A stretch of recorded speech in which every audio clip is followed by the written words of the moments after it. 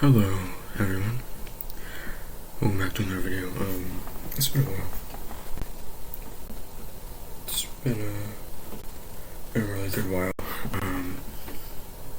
Since I have uploaded 4 months, which is just like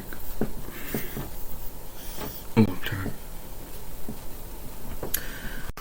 But I bring you this new video today. You know,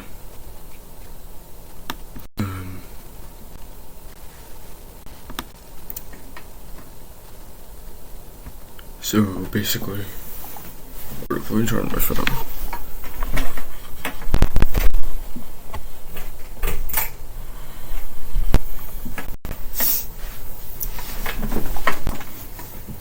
Okay.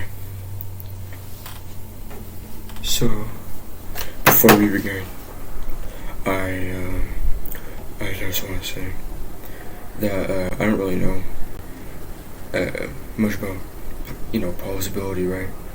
Like, I've watched the new Dune movie, right? And I've started reading the book, and I'm about 3/4 of the way through. So, here's what I'm gonna do. I'm gonna take what I know of the ability, use that, and then when I'm reading, if his powers evolve or change or something like that, I might just do the same. But for now, I'm just gonna take what I know and use that as a basis.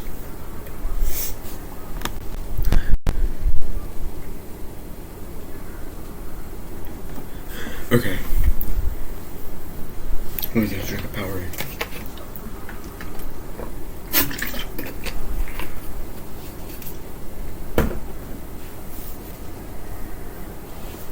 Alright, so let's start off. Okay, Zuko Midoriya was born to Inko and Hisashi Midoriya on July 15th, 10,176.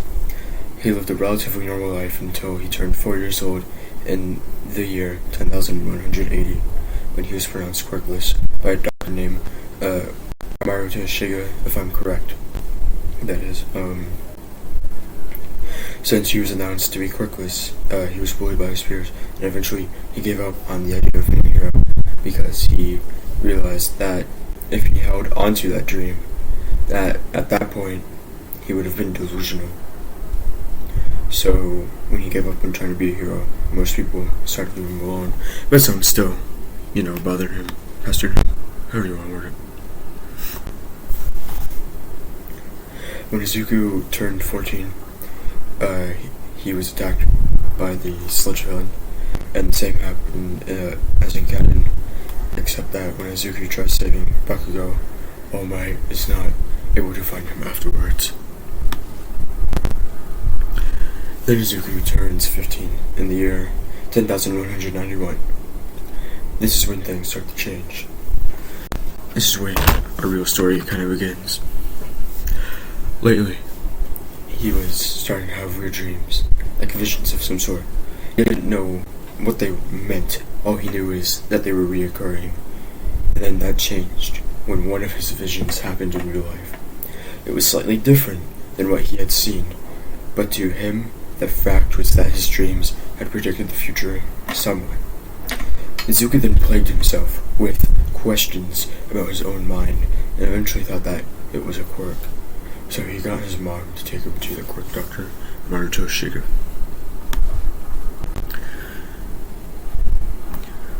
When they got to the doctor, and Izuku checked, when they got to the doctor, and Izuku had gotten checked out, something interesting came up. Izuku had no plus alpha in his DNA, which is weird, since he was somehow able to almost predict the future. He was still quirkless.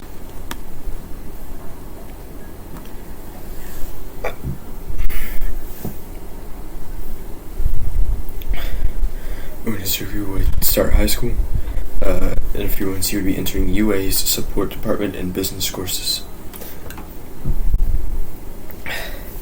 Izuku studied hard and built things to get ready for the exams, so when the time came, he passed. Then came the USJ, after he passed, obviously. And, things have been going relatively normal. And it's the USJ. This is going to be a combination training for both support classes and 1A. And when they get there, things went bad. When Kurogiri came to warp all the students away, in this, the conflagration zone is being replaced with the desert zone.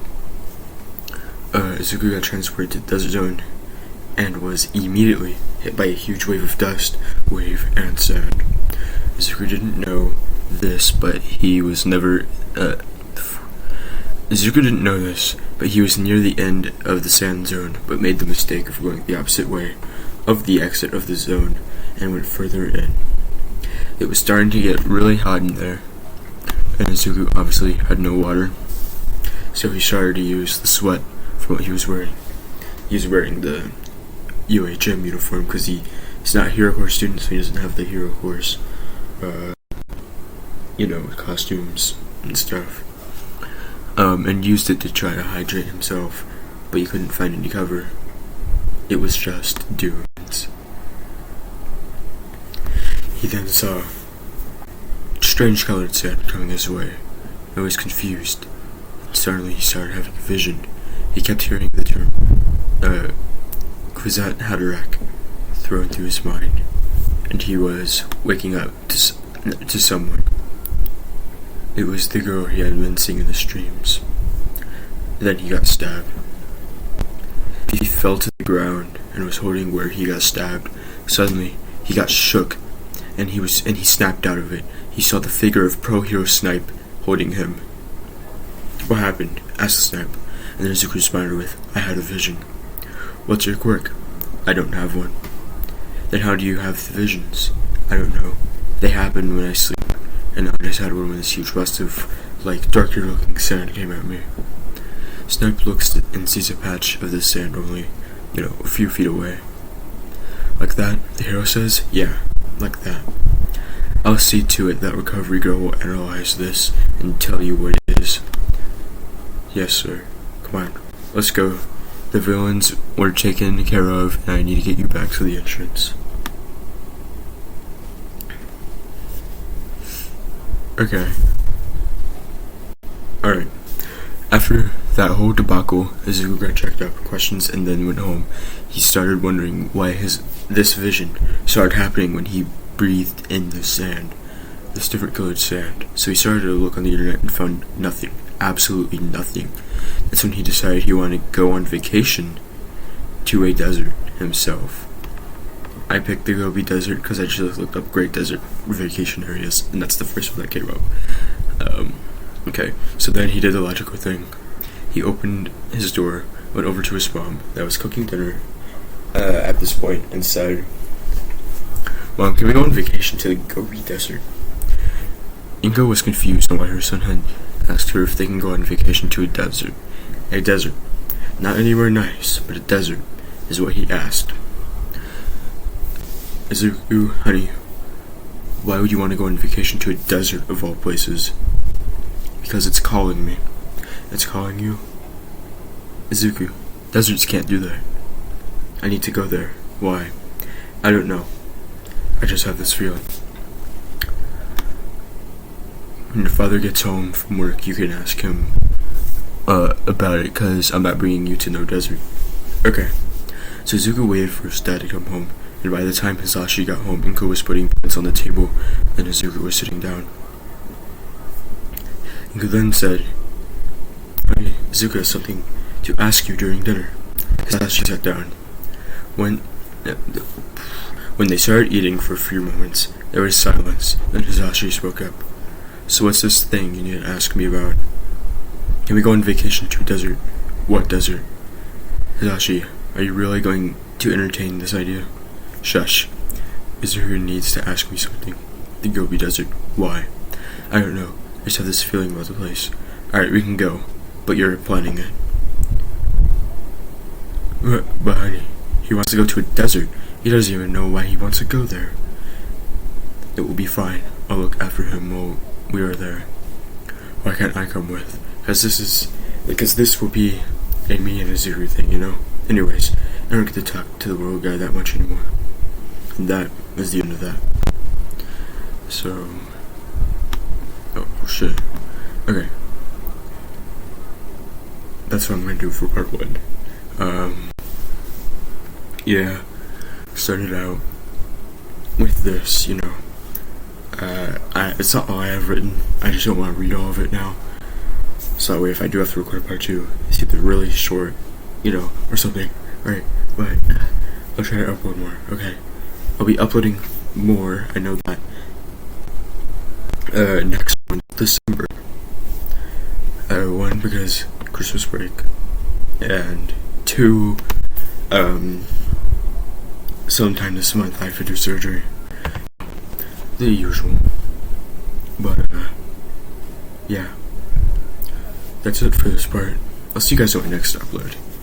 Hopefully it'll be within this month or the next. But you know, you never know with me now. Cause I'll upload for like a week or 2 straight, and then fucking like abandon you for like 5 months.